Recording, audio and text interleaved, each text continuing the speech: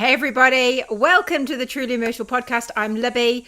I am the designer at Truly Myrtle. I design all sorts of knitting patterns for mostly women actually, but I often find people are knitting them for the men in their lives and their kids. So that's really nice. I've got a bunch of stuff. I also run Wardrobe Toolbox, which is an online membership to teach you how to make your knits fit you just the way you want.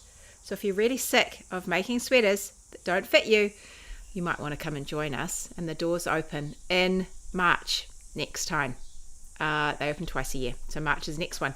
I'm down here in New Zealand. The sun is shining. It's a beautiful day. We've had a fabulous summer, which I'm so pleased about after last year when it was just miserable.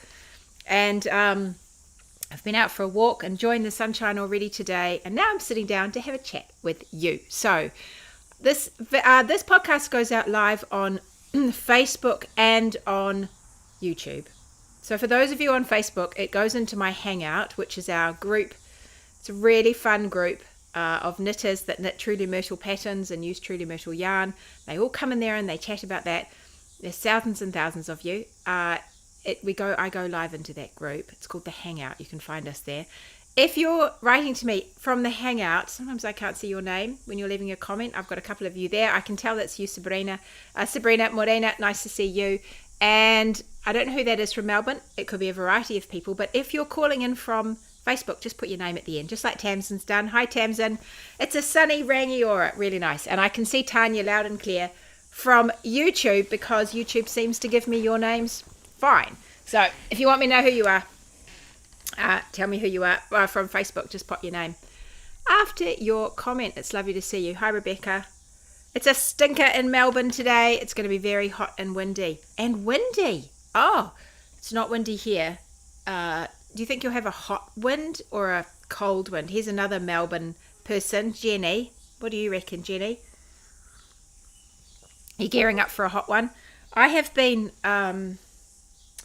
knitting away on my Ginger Bliss cardigan that I've been showing you the last couple of weeks, and I haven't made a heck of a lot of progress this last week because I keep ripping it back because I think it's because I'm hot. And as I'm knitting, I was getting tighter. So I knitted a sleeve and I looked at it and I thought, oh, this is just, I've knitted too tight. I've knitted the whole sleeve too tight. So I ripped the whole sleeve back, I tried again, and I think I'm just yanking the yarn. I'm finding it hot to knit at the moment. And as a consequence, it's affecting my gauge. And so yesterday I picked it up and I thought I'll go back to the body and I'll just knit flat for a while, and because my pearls can be a little bit looser. And anyway, that seems to be good. I'm into a better flow knitting flat and in the cool of the evening. So I'm going to do that, and I'm going to have to focus on some other things that aren't quite so hot and heavy at the moment. But do you find that? I haven't experienced it quite so much before, so it's obviously a me problem as well. But my gauge is just off, and I'm absolutely sure it's because my hands are a bit stickier, whereas normally I have reasonably dry hands. My hands are a bit stickier. I'm just hot. I'm finding that the weight of the stuff I'm knitting is just hot, and so it's just throwing me off. It's so annoying. Hi everybody. Hi Anna, nice to see you. Yeah, it's hot in Melbourne. Yeah, it's going to be a hottie, and sounds like it's going to be windy, so that'll be interesting for you. Hi Christy, you're sitting in the carpool waiting for the kids in VA. I'm not sure where that will be. Christy, I feel like you're in the States. I feel like you're in the States or Canada. Christy, tell me.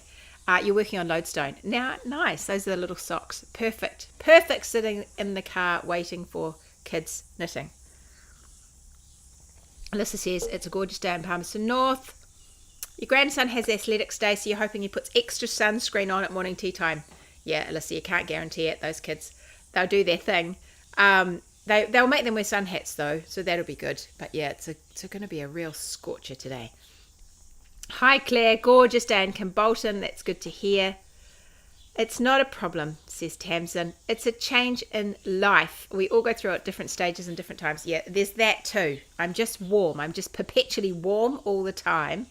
and I'm finding that I'm warming up quite a lot. So as I'm knitting, it's really affecting my gauge. Virginia, right, I thought you were Christy. Virginia. This time of year, I have a summer knit on the needles for the hot days. And that is what that's what I was thinking. Why am I doing this again? Why am I knitting something for winter? Because winter's coming. The winter is coming. I'm knitting something for winter in summer. I need to be knitting summer in summer. One day I'll work it out. I think I've had moments where I've worked it out, but one day I will work it out. Christine said it's not a beach day at Waihi. It's a bit blustery and wet.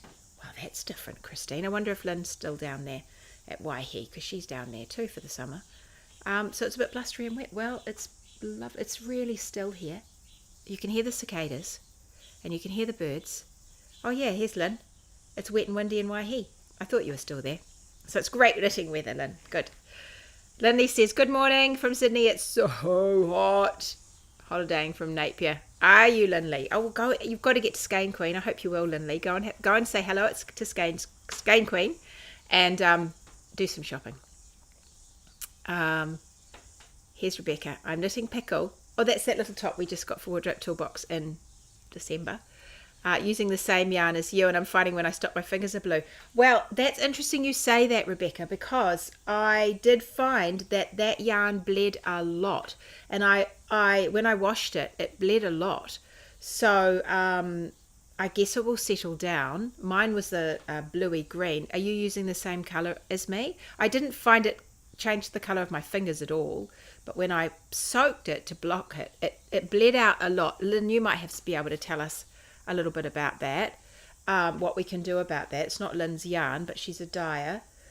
Mine's that lovely green colour, and yeah, because I knitted it in pieces and I blocked the pieces, I was thinking, this will be interesting, because I blocked the pieces and it bled a lot, and then so did I block it again once I put the ribbing on? I think I did. I at least steamed it. I've actually forgotten completely now what I did, but I should, because I think if I haven't, it will be interesting to wash it again and just to see what happens, and if there's any colour variation between the bits that I put on later and the body. But I can't see, I haven't noticed any, so maybe I did.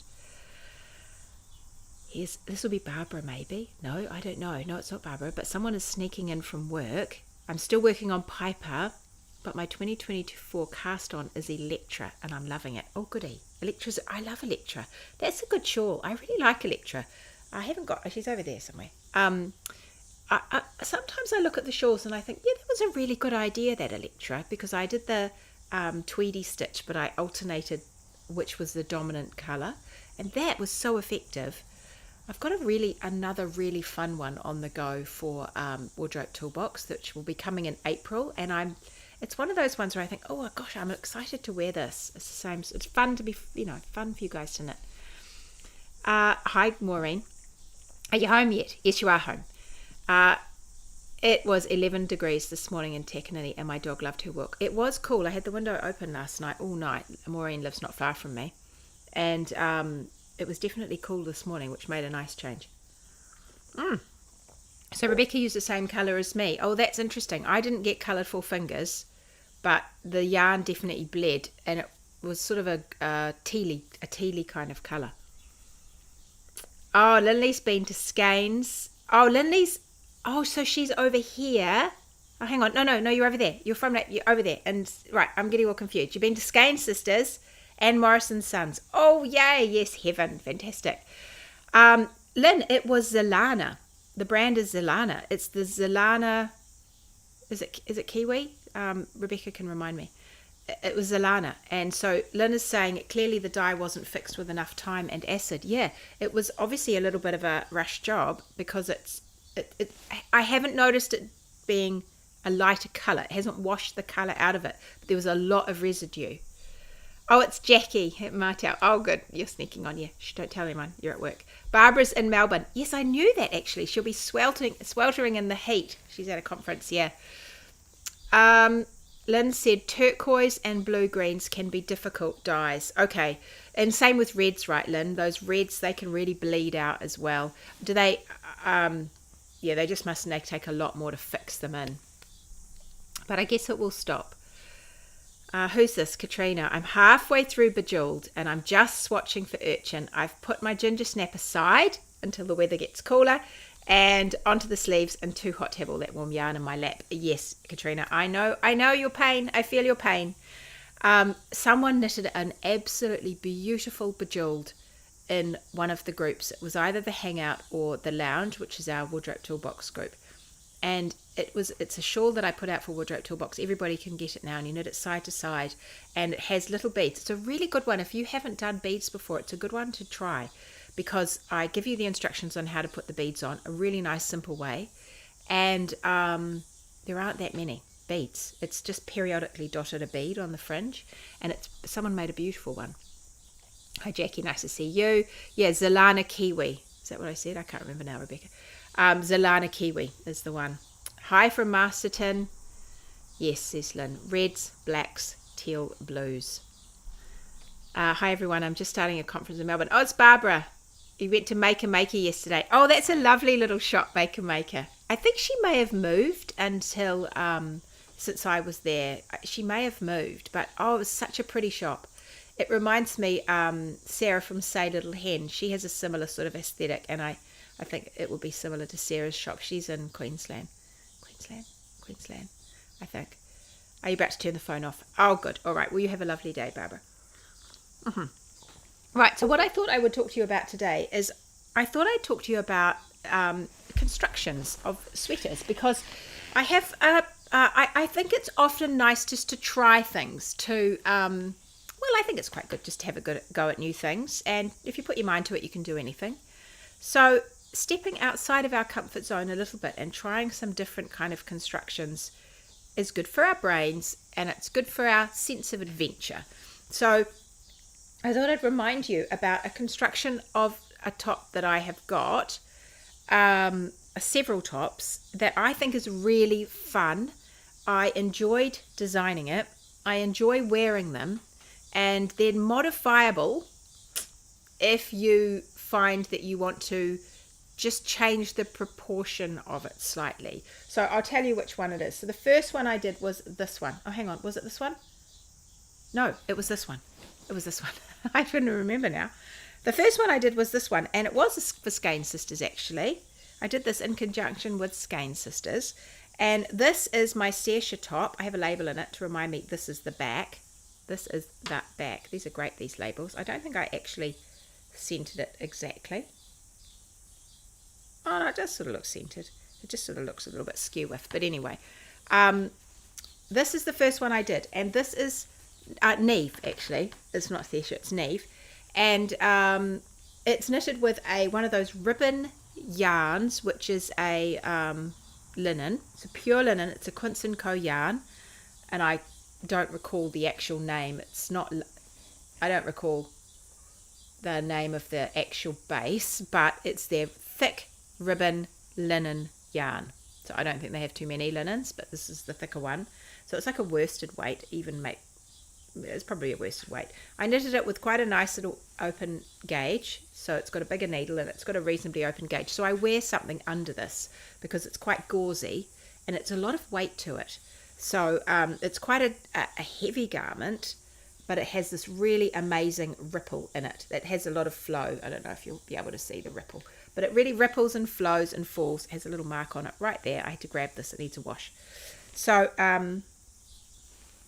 you can't see it till I hold it up on the camera. Isn't that funny? Anyway, the construction was one that I just thought would be fun to try. I'm sure I didn't make it up. I'm sure I wasn't the first person to make it up, but I really enjoyed doing it. So you start by knitting the shoulders.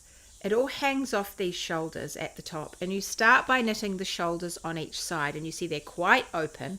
There's a lot of eyelets going on in those shoulders, and you knit the entire length of the arm in the shoulder, and that's what you have to start with. You have these two pieces, one for each shoulder. Now I have to give you instructions in the pattern to say this is the right shoulder and this is the left shoulder, because it can get a little bit, because they're directional, each side is slightly different, because I wanted, if you look at them, you can see that can you see how they both have this part at the front? So they're directional. So kestrel, thank you very much. It's Nula, yeah, Ruth. Did I say? I think I might have said Sersha. It's Nula.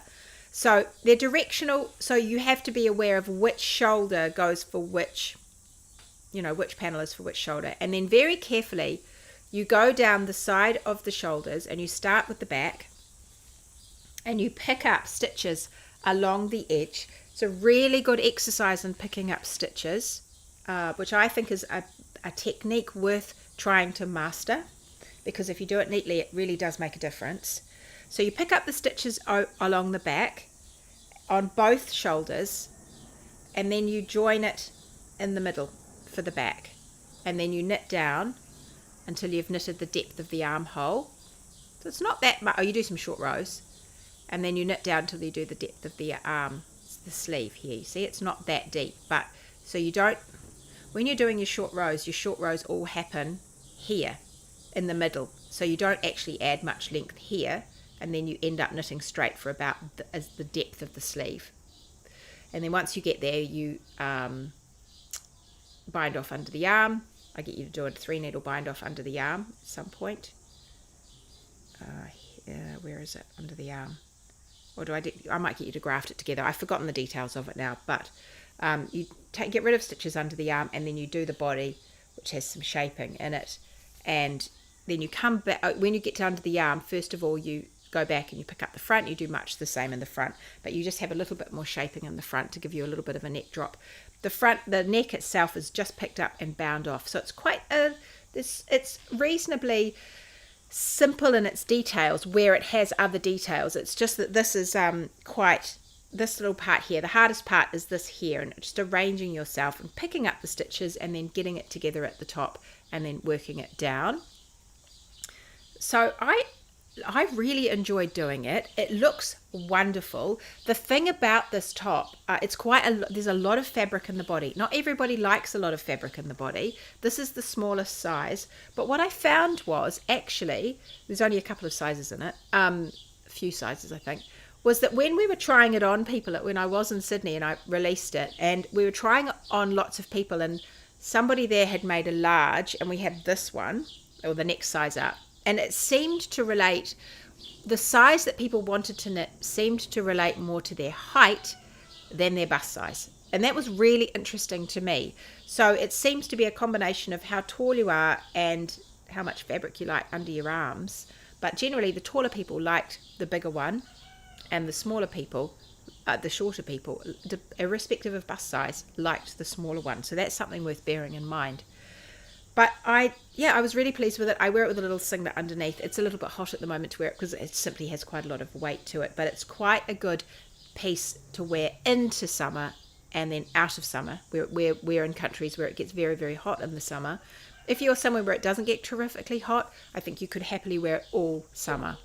So, and you just wear a little singlet top underneath. So it's super cute. You could throw it over a dress, things like that. I've done that too. So that's where I started. And then I went to a festival, a knitting festival, and somebody said to me, or somebody came up and she was wearing it, and she'd knitted it in wool. And she'd made a woolen version, almost like a tunicky top, to didn't have longer sleeves or anything. It was just the same shell, but she was wearing it over a long sleeve top, and it looked amazing in wool. It looked totally different and amazing. And I thought, gosh, I really like it in the wool. I would love to make it in the wool. And then I thought, actually, do you know what? I'm going to make this idea in wool, and we're going to try that. Tamsin says, I love my Nula. I knitted mine in 12-ply mohair. So cozy and versatile. Oh, that is a really good idea, Tamsin. So it's lovely and light, and it would have a lot of halo to it, and you could just layer it over pieces. I love that idea. I want more clothes like that in my life. Now, Tamsin is in Wardrobe Toolbox, and the kind of thing that we talk about in Wardrobe Toolbox is just that. We definitely talk about, I've got a pattern, and this is like my blueprint of my pattern now, and how can I we learn about yarn and fibers and things like that and different ways to mix it up so we can make the most out of one pattern. Because once you have that pattern, this pattern, you could actually take this and turn it into, many different versions of that pattern by changing up the yarn, changing up the panels, doing various things, swapping things out. This is the kind of stuff we talk about over there. Okay, that sounds good. I like that idea, Tamsin. Now I want one. So then I thought, okay, I'm going to try it again, and I made serpentine, which is I used a Brooklyn tweed yarn. So this is another American yarn. And this time I thought, well, it's for winter. I wanted a jumper version. And so I took the concept of these panels for the shoulders and I turned it into something quite different. And I got rid of the lace. I didn't want lace on it. I wanted to have warmth. I just wanted it to be more jumpery. So I used this panel here. I swatched the panel, and I extended it down a lot further so it was a longer arm. So it went all the way down to here. So you knit the panel. Look how long it is. From the top all the way down to the bottom. Quite a narrow panel. And again, I made them directional. So you need to be aware of which is the front and which is the back. This is one where I really should put, that's the front. But they're directional so that they both slink off to that side at the front. They shimmy down to the front. So you just watch where you're picking stitches up. And then I decided I liked it in reverse stockinette. I thought it just made this woolen spun yarn look, just the tweediness of it. I just loved the texture of that. And then combining it with that twisted stitches of that cable that just ran, those little cables that run all the way down. I just loved the combination of that. But that presented a challenge because then, oh look, it has got a label in the back. I've labelled this one too. But that presented a challenge because I needed to pick up on reverse stockinette. And so I had to be really, this again, mastering that picking up so you can pick up the stitches nicely. I think I can't remember what I did for you now, whether I gave you a hand with that. But I didn't want you to end up with a seam, this seam when you're picking up. I didn't want that to be on the right side. You could make that a feature and have a little seam that ran all the way down by picking up on the wrong side. I didn't want that. So I picked up in the reverse stockinette, and that just presents another challenge. So again, it just pushes us a little bit to learn something new, try something different. And the nice thing about picking up stitches, I think, is that you can do it over and over again. You don't like it, rip it out and do it again. You still don't like it, rip it out and do it again. And I think it's worth it. I really think it's worth doing that. So the things I did differently for this one, I did all that same sort of construction. I did a much longer sleeve, and then you can see, look, under the arm, we took a lot out of it. We took a lot out of the body. It doesn't have quite the same fullness in the body as Nula, and Tamsin's actually saying that she modified the body shaping of the Nula so that it wasn't as full, and I know other people have done that. Where I only cast off a little bit under the arm, they've cast off a lot more, and it just pulls the whole body right in. So you can still get that fullness in the shoulder and that length you want on the sleeve. You whip that body right in. And here I did that. So I not only made a significantly longer panel for my shoulder, but I also took a lot out of the body. So there is quite a bit of fullness in this, but it's not the same because it doesn't have the yarn behaves so differently. This yarn does not behave like that linen. It doesn't have that slinkiness. It's a lot more structure to it. It's light because it's woolen spun and it's warm, but it has a lot more structure, so it doesn't fall in the same way. It wants to sort of poof a little bit on me. So I didn't want to have that, large swathes of fabric under my arm in this yarn, and certainly not at the gauge I'm knitting it at. So I did that, and then I've done little different things at the bottom. I put a little split hem at the bottom, but then I went back and I picked up a cuff. And I did it so that, and I get you to do this in the pattern, I just did it so that it flowed nicely from that paneling here into the cuff, and then it's finished with a bit of a cuff at the bottom. So that just holds us all together. But I've done a similar idea at the neck where I just picked it up and bound it off. So I took ideas from that one and I turned it into this jumper. And you could actually do that too, This is not this is not something that only I can do. And I had to learn how to do this as well. And once you have that blueprint of a pattern and you have a wider understanding, and I think it's endless what we can learn. I'm still learning all the time. But where we start gaining more knowledge about how yarn behaves, what we like to wear, what we feel good in, what our shape is like, so what suits us and what accentuates the parts of us that we want to accentuate, then you can take a blueprint of a pattern and you can say, okay, I'm actually going to run with this, and I'm going to step way out of my comfort zone, and now I'm going to slot this in, I'm going to slot that shoulder in, I'm going to change this to the body, I'm going to swap out the yarn, I'm going to think about my gauge, and you're going to change all sorts of things. And that, to me, this is where the fun really starts. It really starts for us with knitting when we're way outside our comfort zone doing that. So that's what I did first. I did that with serpentine. But I'm not finished with this construction. So I came back to it again because I really liked the summery top, but I wanted one with a similar idea that had the prettiness. I like the prettiness of the shoulder. No, I'm not there yet. Look, we just do bite off little bits at a time. We don't have to go the whole hog. So we bite off little bits at a time, and we go, okay, look, I kind of have got that now. I think first of all, I'm going to take this pattern and I might just knit it in completely different yarn.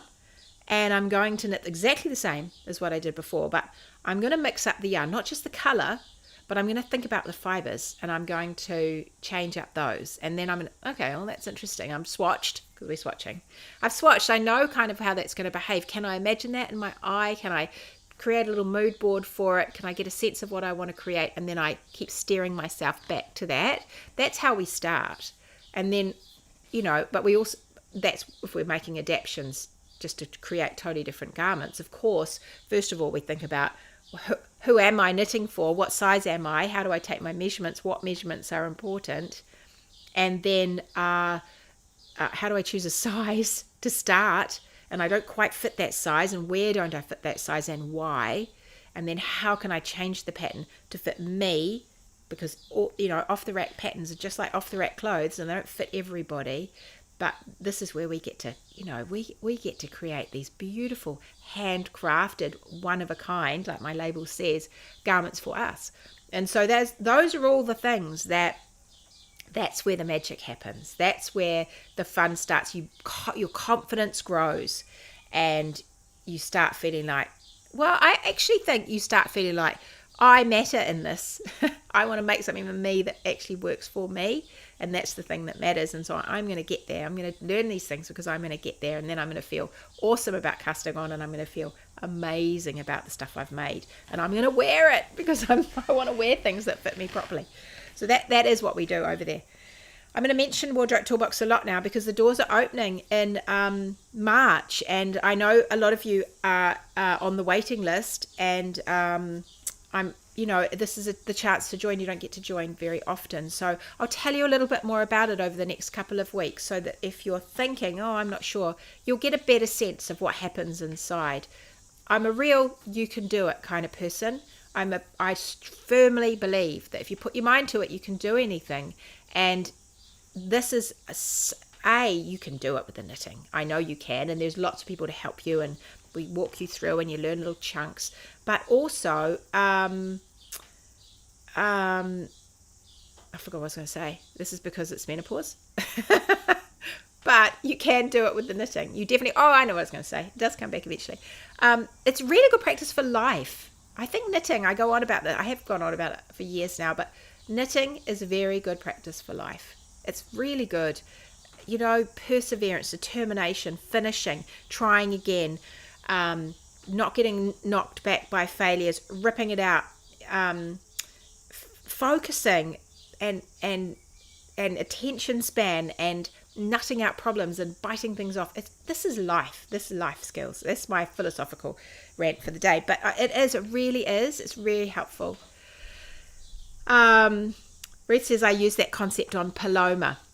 Oh, yes, I know. So I'm just going to talk about Paloma. She's the last one in my trio at the moment.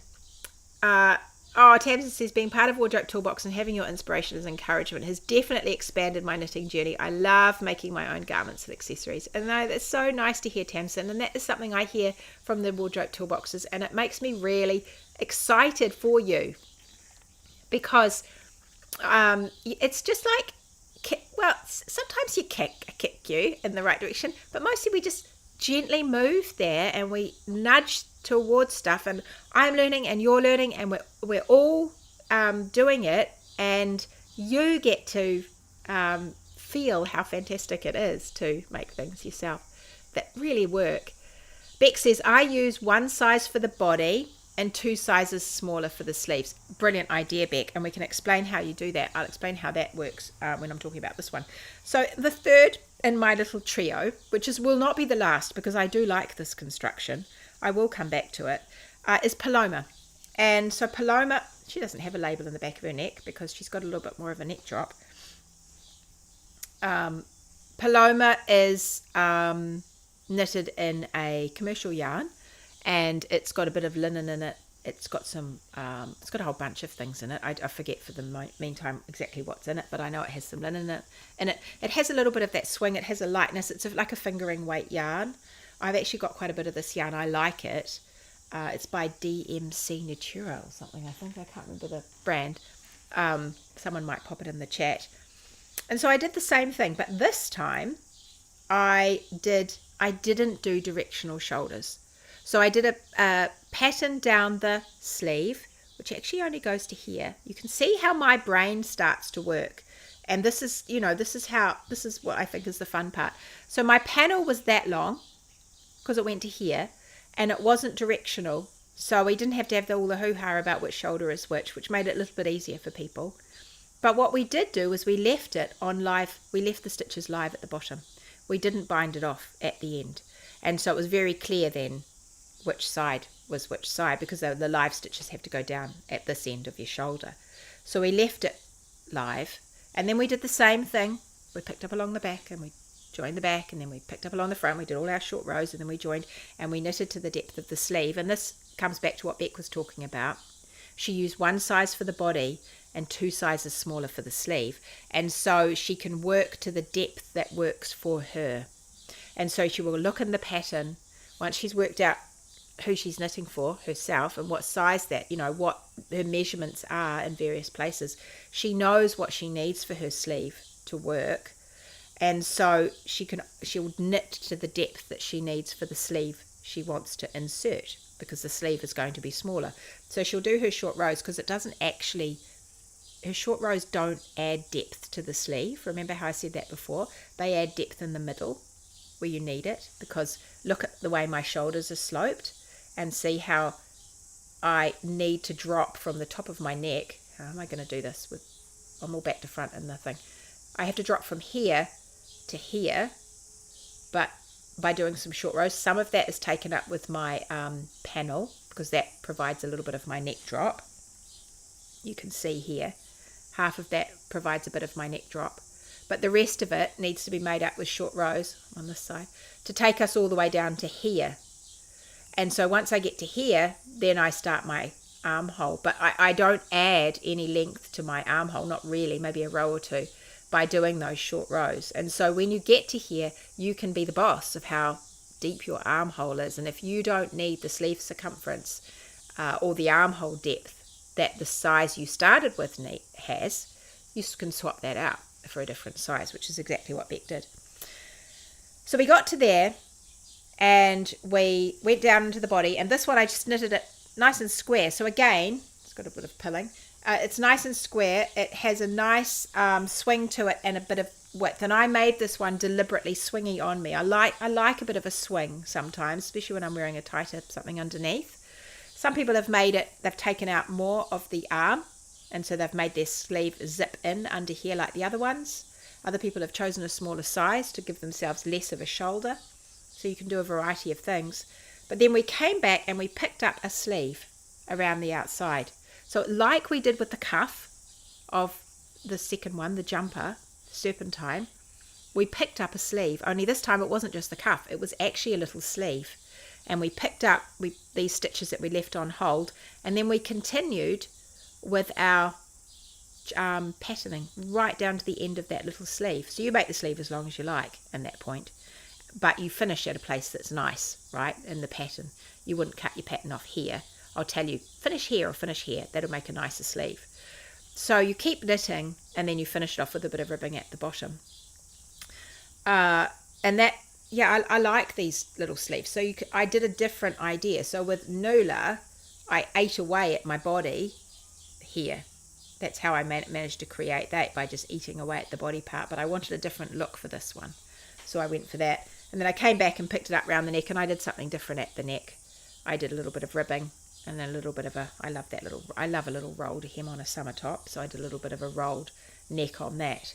And at the bottom we've just got our ribbing. And then this one as well, like the first one, but like the very first one, Nula, the blue one, I did a high-low hem, and I've done that one on this as well. And you can see how the back is longer than the front, like so. So it actually does, I'm not holding it right, but the back drops down a little bit on the two summery tops, which I quite like too, because in the summer it can just be a little bit, I don't have to go tucking it in. It can just be a bit shorter at the front, and then it just sort of droops down at the back. So you can do these kind of things once you have a little bit of, well, I actually think once you have a bit of confidence, you can do these things. You might not know how to do them when you start. You don't have to know how to do all these intricate steps. It helps to have, it helps to learn more about yarn so that you can have a play with changing up your yarn. It helps to have a sense that of how to do a little bit of basic knitting maths if your gauge is wrong.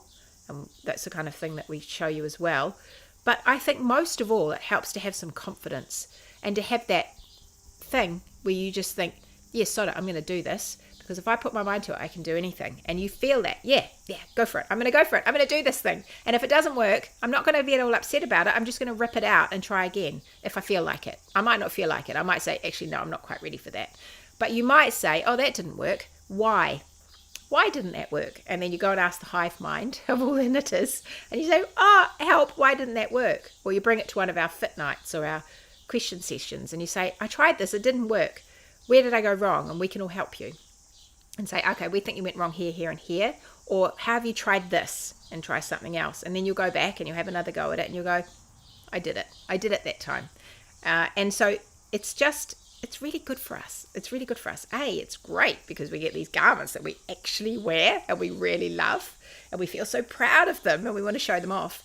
And B, because we feel like, I did that. This is freaking awesome. I did that myself. And that feels so good to have that feeling. This is what I want you to feel. I want you to feel that feeling. Oh, brilliant. Thank you. Yes. So someone's told me this is Alpaca Yarn's Luxurious Fusion. It's a lovely yarn. I don't know where it's available. I know it's available in New Zealand. I imagine in Australia too. I don't know about elsewhere. It's called Luxurious Fusion. It's 40% silk, 40% linen, 10% merino, and 10% baby alpaca.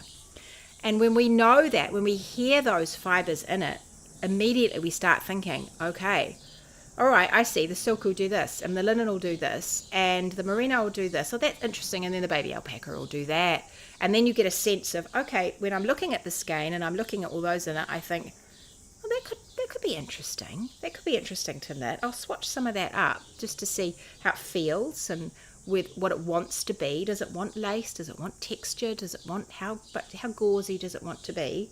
And then you run with it after that. So that's what I wanted to talk to you about today. I just wanted to talk to you about getting out of your comfort zone. It's worth trying it. It's worth doing it. Not all the time. I don't think you should do it all the time, because I think there's plenty of times where you just need to, for your own sake and because life and all sorts of reasons, where you need to knit something where you just knit it because you need to just knit. And of course we all have that, where you just think, just give me the needles and give me some yarn and let me just knit a few stitches because I need to do that right now. And so we all have that at various times, but sometimes we also have a little bit more energy, we've got less going on, and we think, oh, I feel like my fingers are itching for a knit, and my wardrobe needs this, and oh, I'd love to try that. I'd love to see, I wonder if I could do that. I wonder if I could, and then give it a go. And you find you can do it. All right, everybody. So much fun. This knitting is so much fun, isn't it? I will talk to you a little bit more about Wardrobe Toolbox. Like I said, the doors, you can mark your calendars. If you're on my mini mag list, I will remind you. The doors open on the 18th of March. They are closed again. They open for 10 days and they close again, and they'll open again in September. So it's only twice a year you get a chance to join us. And I do that because it's nice to have everybody come in and we just start a new season. I love a fresh start, and we just start and we start a fresh season, and it just feels like it's good. It's good to do that. Change of weather. We're going into summer, or else we're going into winter, depending on where we are in the world. And it's just nice to sort of have a reset. And so we just open twice, so everyone comes in together. You can leave whenever you like. You don't have to stay for the whole 6 months, although if you do that, you get a discount. But you can just leave. If it's not working, it's not working for me, or my life has got in the way, or something's happened and it's not working out right now. So you can do that, but the doors will open. Just jump on you can either go over to wardrobetoolbox.com and sign up for the waiting list over there, and I'll let you know there. But you can also, if you're on my mini mag list, I will let you know closer to the time what's happening, so you won't miss out. Don't worry, you won't miss out if you stay on top of that. And that's at trulymyrtle.com/minimag, all one word, MINIMAG, minimag. Oh, good. Ruth said it's well worth it. I've learnt heaps. I didn't even know half this stuff was there to learn. I know, it's magic, right, Ruth? It's really, really fun. It's really so fun to do it. And I love it because you're not by yourself. You're doing it with everybody else. And there are no silly questions. And everybody gets it. You can talk to them till the cows come home about knitting, and they don't look at you like you're some freak that's talking about weird stuff. It's just really good to do it together. Lynn said, if you leave, can you keep all the information you've paid for? It's a little bit like Netflix, and so it's a subscription thing. So while you're in, you have access to all the stuff. There are heaps and heaps of downloadable things. All the patterns you can download, all the materials, all the lessons and things, you can download everything. So if you're routinely downloading as we go, and you're either keeping things in a digital file or you're printing them out, then yes, you can keep all of that. I don't think you can download the videos. But while you're there, just like one of those online TV services, while you're there, you get access to everything. But the way it's set up, it's impossible for me to make it. It's just too hard to do it so that you get to keep some things, not others. I might at some point do some standalone courses. It is something I've thought about for quite a while, and then you would be able to keep those because it's out of that system. But I just haven't had the time to do it. But it is something I would like to get to. So watch that space. But in the meantime, with Wardrobe Toolbox, while you're in. And then when you leave, you can take whatever you like that you can download. You can keep it all. And I would recommend doing that, because I think the people that get a lot out of it do watch the videos and they do download some of the material. And you can go back to it. And, it's a lot of material. There's a lot of material in there now. So you might be judicious about what you want and what you don't.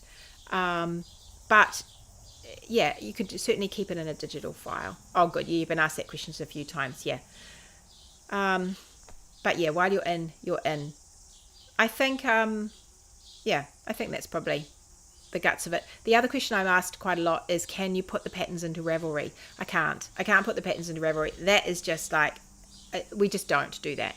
For a lot of reasons, we don't do that. So, when you get the patterns, you have a little pattern library in there.